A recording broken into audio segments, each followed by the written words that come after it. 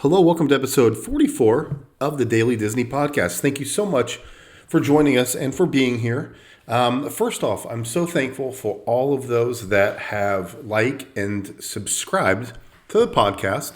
Make sure you please do so with your favorite podcast outlet.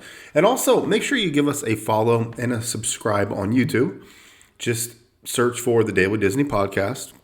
And we're also on the Twitterverse, Daily Disney Pod.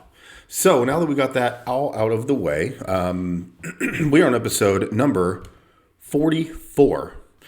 And today we're going to kind of take a look back at one of the cool attractions that used to be at Hollywood Studios, was even there when it was MGM Studios. This is one of my favorite rides, and it's gone. The replacement is pretty cool as well, but the Great Movie Ride is one that always goes down in history as, in my preference, one of the best rides that Disney's ever done. I love the different animatronics that you see.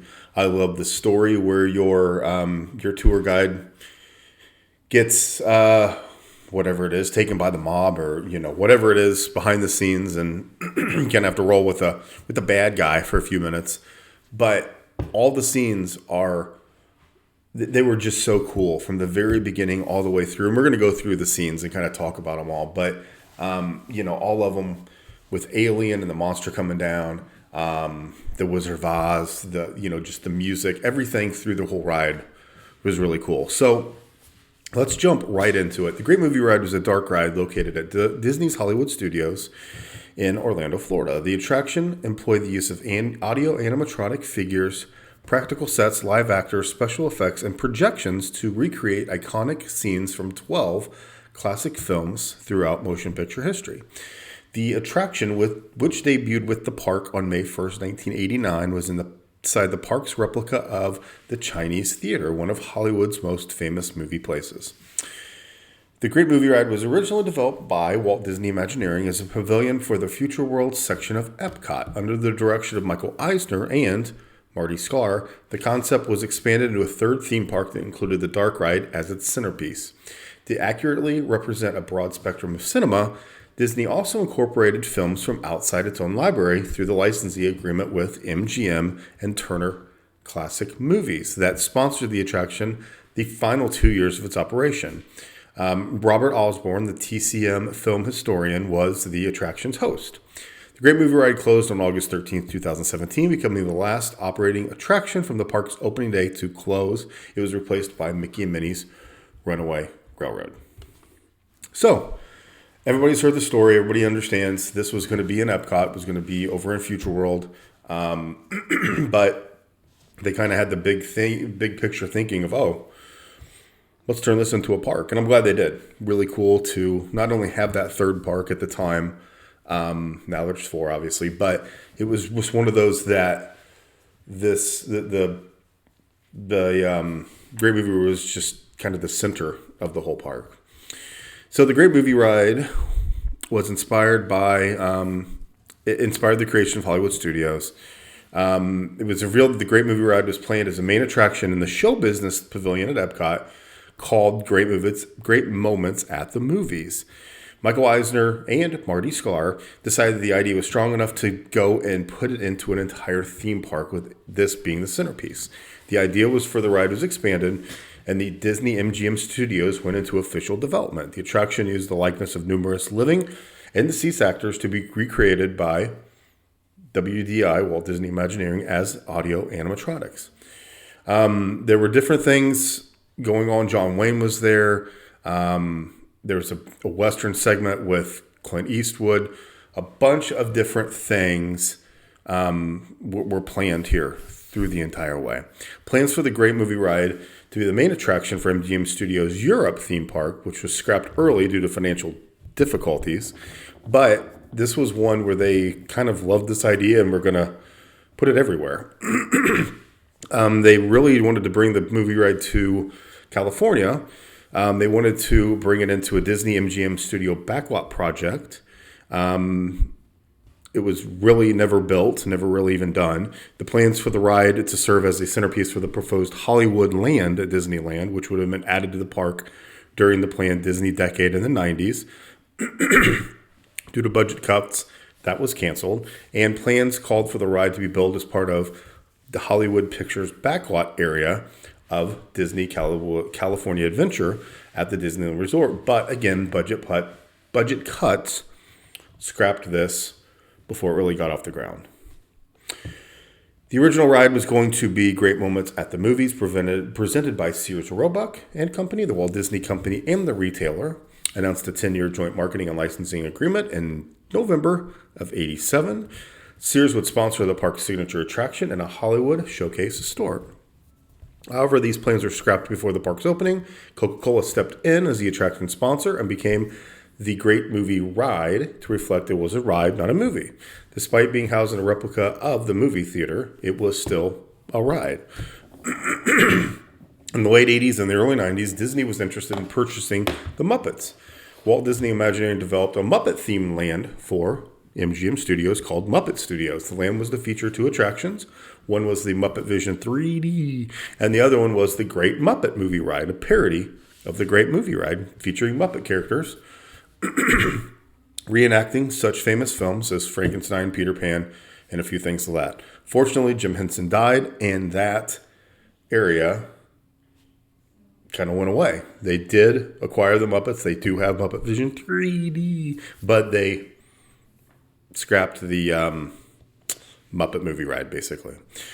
On the park's opening day, Mickey Mouse, Donald Duck, Minnie, Goofy, and Roger Rabbit and other characters placed their signatures, footprints, and handprints in front of the facade. I can't read apparently. Of the Great Movie Ride. Unlike many Disney dark rides that feature separate areas to load in and load out, it had one single combined unloading and loading zone. The last people to exit the vehicles often pass the next group waiting to board the vehicles. As part of a huge deal in 2014, an exclusive programming deal, Turner Classic Movies became the sponsor of the attraction. There was a refurbishment in 2015 with the pre-show and post-show hosted by Robert Orr Osborne, and the changes were unveiled May 29, 2015. On July 15, 2017, it was announced that the Great Movie Ride would permanently close in order to make room for Mickey and Minnie's Runaway Railway. The attraction had become outdated over the years, the animatronics were starting to age, and the Hollywood Studios was changing the theme from show business to popular Hollywood movies. Last rides were given at 9:30 on August 13th. By the next morning, the signs were down, and a photo opportunity with Mickey and Minnie's Runaway Railway was installed at the exit. There are 3 references in the Runaway Railway that pay tribute to the Great Movie Ride. A poster that says, "The Great Moving Ride," can be found in the carnival scene between the popcorn stand and Donald's hot dog stand. The tornado scene creates a mailbox with the iconic "No Place Like Home" quote from Wizard of Oz. And prior to the factory scene, an alley cat sound effect can be heard in the back alley. This is also a hidden Mickey in that same area. The alley cat was the same that was used in the gangster scene. So, there we go. There it was. Now, there were some modifications along the way. Footlight Parade. The first sequence of the ride, Footlight Parade, was plagued with engineering and technical problems from the beginning. When the ride was opened, the Footlight Parade segment was different from what it later became. The entire portion following the neon-lighted entrance was fleshed out. All the walls leading up to and around beyond the cake were painted in Art Deco style and seen by a waterfall. Approximately 3 diving boards with 3 mannequin dancers wearing capes were perched on the right side of the wall as you enter the ride. The 5-tiered cake was prominently displayed at the left-hand turn. In the open air, there was a bunch of illuminated animated lights. When you passed through, you would hear a loop of "By a Waterfall," a song that was in the movie, and it would be 40 seconds as bubbles fell from the ceiling. For approximately the first year, the cake actually rotated and was adorned by water jets seen in the film. Allegedly, the rotating cake was constantly breaking down, causing frequent repairs and downtime. In addition, the water pumps constantly fell failed and flooded the ride path. Park operators believed it was much cheaper and less problematic to leave the cake in place with the lighting effects and really forget about all the kinetics and everything going on. I'm going to close. This segment was still in the opening act, but significantly toned down. The guests entered the segment with the lighting significantly diminished. The outer walls were dark instead of the Art Deco, and the diving boards have been replaced with wall pictures and different scenes. Guests passed through a little bit of an archway, but there were no more bubbles, no more live water. The cake was just there. They kind of had that same thing in front of everything, like they had it's a small world where it looks like it's raining, but they really kind of hid behind the cake. And it was still a cool ride. It was still a fun way to kick off the ride, but ultimately, it just was much cooler that first year that it was open. The Wizard of Oz did not have major structural damage, but Walt Disney Imagineering replaced the original A100 Wicked Witch audio animatronic character with a newer design using Sarcos technology. The audio animatronic was capable of a great deal more movement than the original, and if you remember this, it really did pretty much look lifelike. It was really, really cool. The outside facade of the Great Movie Ride really made it look like the Grauman's Chinese Theater. It's a full-scale replica of the original building. They used the original 1927 blueprints to make it look basically as real as possible. At the time the attraction opened, the actual theater's name was Grauman's Chinese Theater and later was changed to Mann's Chinese Theater. However, the park's proper name for this version was just known as the Chinese Theater. The Chinese Theater facade was obscured from view when the evil sorcerer hat was installed from 2001 to 2015. It was directly right in front of the attraction. Everybody's pissed off about it. And it was one that was really annoying. It was part of the Millennium celebration, so they put this gigantic Sorcerer Mickey's hat, and it blocked everything. Now it's gone, and now when you get there, kind of down there, Main Street, you can see the Chinese Theater at the end of the way there. The queue would go through a recreation of the Chinese Theater lobby, past glass display cases with actual costume props set pieces from various films. It also featured digital posters of many motion pictures. You could see a little pre-show that had TCM movies and really talked about different musicals, adventures, science fiction, western, romance, and gangster films. All those were talked about and shown in the pre-show. You then led into a 1930s era Hollywood soundstage where guests were loaded onto waiting ride vehicles. The guest would reach the end of the queue, enter the soundstage, and become loaded by cast members into two pairs of open theater-style seating ride vehicles. The ride vehicles utilized a traveling theater ride system similar to the Universe of Energy at Epcot. However, the ride vehicles were much smaller, grouped together in pairs of two, and feature an open cab in the first row to give a live tour guide a chance to stand and provide narration and actually operate the ride. Earlier and later in the day, only the second pair of ride vehicles were used, as the pair of ride vehicles was used only during busier times of the day. Universe of Energy rides took forever, and it was down a lot because they were gigantic. They were huge. They had too much weight. They were too much big. They were too big for what they needed. I mean, it was a people mover. They ate a lot of people, but they were down way too often. These were not down that much at all. So you have a nice, cool neon theme marquee. Hooray for Hollywood, and then we're off.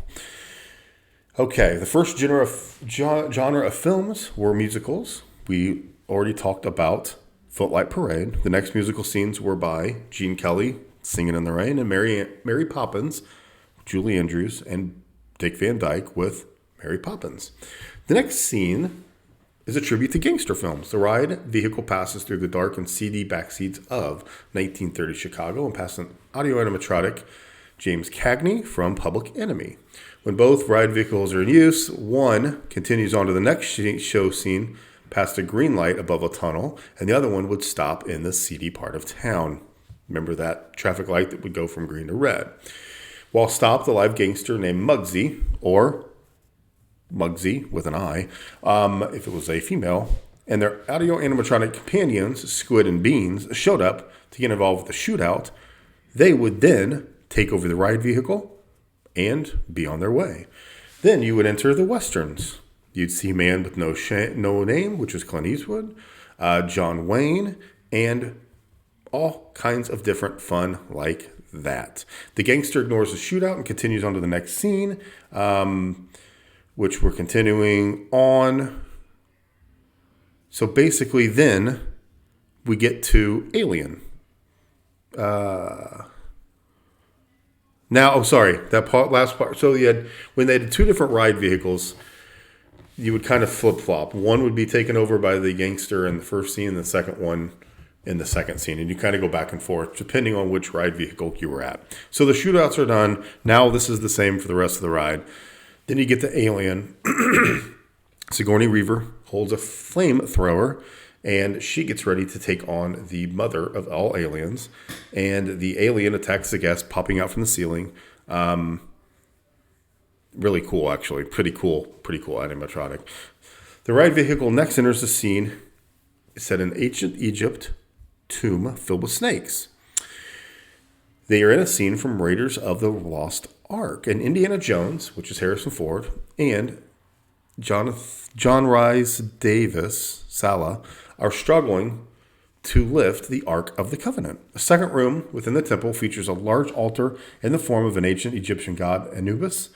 Near the top of the altar, a large priceless jewel is being watched by a cloaked temple guard. The gangster or the bandit would then see the jewel, stop the vehicle, run up, and grab the jewel, not even listening to any warnings or anything like that. The temple guard gives a warning for those who disturb the treasure of the gods must pay with their life. He ignores the warning. The gangster or the bandit reaches, grabs the jewel. Smoke is everywhere. And all of a sudden, boom, our tour guide comes back, saves the day, and we continue on with our ride. The next film genre is horror films. We see an ancient burial chamber full of mummies. Some would come to life. Then we quickly get out of there and get to a jungle where we meet Tarzan, Jane, and Cheetah. The ride vehicle then moves past the final scene of Casablanca. We got Humphrey Bogart and Ingrid Bergman. And then we get into the Munchkin Land scene from Wizard of Oz. That's where you see the characters of the Wizard of Oz, you see the Munchkins, and you see the Wicked Witch of the West. You then see Judy Garland with her red slippers on, and you see them in front of the Emerald City. And finally, once you get through there, there's a lot going on in there. There's a lot of talking, a lot of stuff. If you've seen it, you've seen it. If not, it's kind of an abbreviated version of The Wizard of Oz. The grand finale, when both the ride vehicles, they enter a dark theater, they line up side by side and come to a great big movie screen, and you have a montage of classic film moments. There you go. Once you're done there, go back to the 1930s soundstage, and it's time to move on with your day. So MGM had the rights of most of those non-Disney ride movies that we saw. Separate contracts were used for Wizard of Oz, Casablanca, Singing in the Rain, The Good, the Bad, the Ugly, and Public Enemy, Tarzan, and Footlight Parade. They gave the permission for the Great Movie Right to use those. And 20th Century Fox allowed Alien. There was just a bunch of different things that kind of came together here for it. So that's kind of where it is. One thing to think about, the props. There was a plane that they claim was the actual plane used in Casablanca that was in this ride. Was it or was it not? That's really the question. Kind of people see it that it is. The other half is found in the Jungle Cruise.